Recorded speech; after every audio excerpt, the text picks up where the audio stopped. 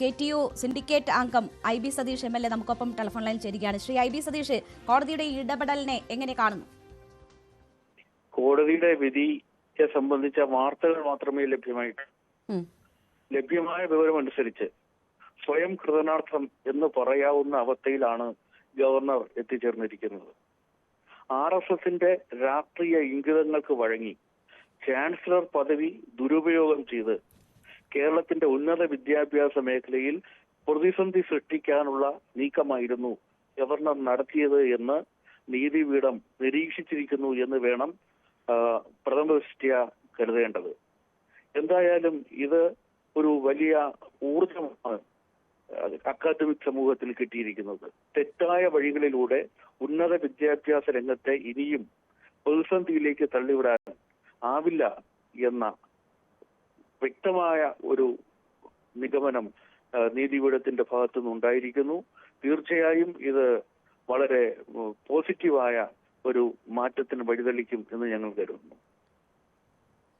താൽക്കാലിക VC നിയമനം 6 മാസത്തേക്ക് മതി എന്നതാണ് കോടതി നിർദ്ദേശിച്ചിരിക്കുന്നത്. ഇപ്പോൾ ടെക്നിക്കൽ യൂണിവേഴ്സിറ്റിയുടെയും ഡിജിറ്റൽ യൂണിവേഴ്സിറ്റിയുടെയും കാര്യത്തിലാണ് ഈ ഇടപെടൽ ഉണ്ടായിരിക്കുന്നത് എങ്കിലും ഇത് ഒരു പൊതു മാനദണ്ഡമായി തന്നെ മാറും.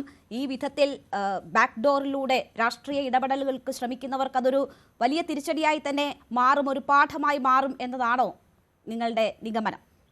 തീർച്ചയായും ഇത് ഡിജിറ്റൽ യൂണിവേഴ്സിറ്റിയുടെയോ കാര്യത്തിലാണ് ഈ വിധി വന്നിരിക്കുന്നത് എങ്കിൽ മനോഭാവത്തിനെതിരായ വിധിന്യായമാണിത്. കേരളത്തിലെ ഉന്നത വിദ്യാഭ്യാസ മേഖലയെ തകർക്കുന്നതിന് വേണ്ടി ശ്രമിക്കുന്ന ചാൻസലറുടെ സമീപനം, ആ സമീപനത്തിന്റെ പിന്നിലെ മനോഭാവം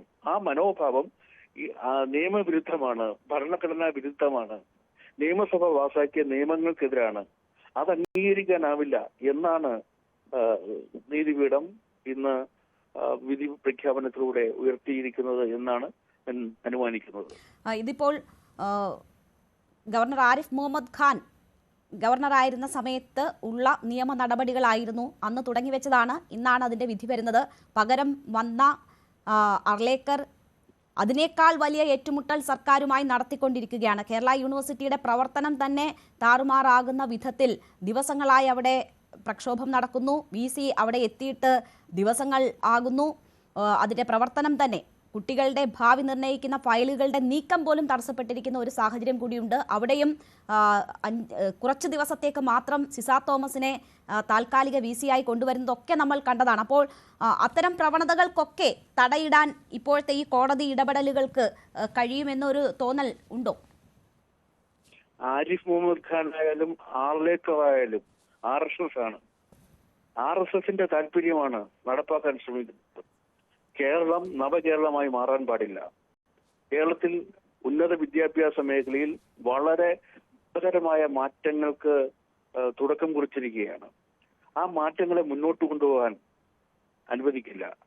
ഒരു വിജ്ഞാന സമൂഹമായി കേരളത്തെ മാറ്റാനുള്ള ഗവൺമെന്റിന്റെ ഇച്ഛാശക്തി അത് ഉന്നത വിദ്യാഭ്യാസ മേഖലയിൽ പ്രതിഫലിക്കുകയാണ്. ആ മുന്നോട്ടുള്ള യാത്രയെ തടസ്സപ്പെടുത്തുക, കേരളത്തെ വർഗീയമായി ഭിന്നിപ്പിക്കുക, മറ്റൊരു സംസ്ഥാനത്തും ഇല്ലാത്ത തരത്തിൽ ഭാരതാംബ എന്ന പേരിൽ ഒരു ചിത്രം ഔദ്യോഗിക ചടങ്ങുകളിൽ ഉയർത്തുന്ന ആ മനോവികാരം തന്നെയാണ് ഉന്നത വിദ്യാഭ്യാസ മേഖലയിലും പ്രതിസന്ധി സൃഷ്ടിക്കാൻ ഉപയോഗിക്കുന്നത്. ആ മനോഭാവത്തെ നീതിപീഠം തിരിച്ചറിഞ്ഞിരിക്കുന്നു നിയമത്തിന്റെ അടിസ്ഥാനത്തിൽ, ഭരണഘടനയുടെ അടിസ്ഥാനത്തിൽ എന്നാണ് കരുതേണ്ടത്.